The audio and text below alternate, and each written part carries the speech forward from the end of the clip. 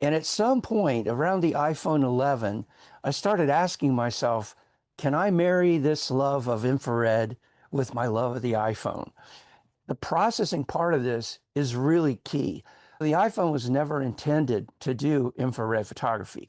So in order to get the looks that we want, we have to really coax the goodness out of the files that we have. And I use Snapseed and Lightroom Mobile to do most of that.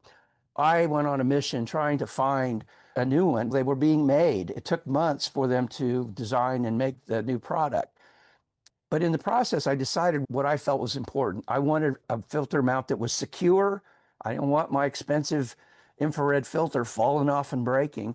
It meets all my criteria, all these items over here. And I think it's just the bee's knees when it comes to infrared filter mounts. That's the one I use. That's the one I recommend. Look at this. I just snap it on.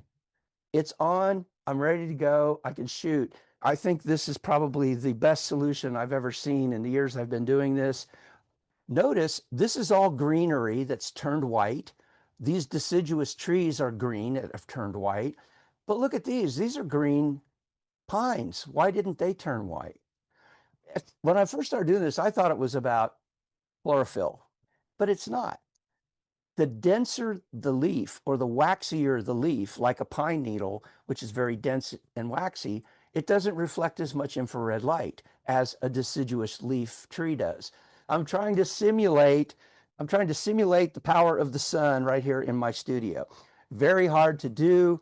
I don't know that I fully succeed, but you're going to see. Do you see this over here, this little blue area? What that's telling me is I did not get my filter mount properly seated on the camera. It's a little bit off. And so it's produced this little blue area. It's got a light leak.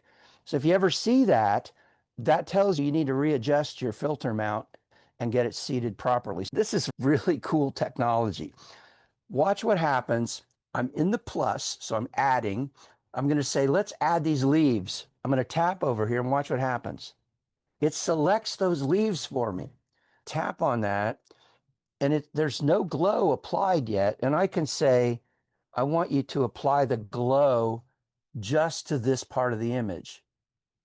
And then when I click the check mark, it's added the glow to this part, but not to the stairs. So it's separating those two things out, and it just adds a really nice warmth to the image.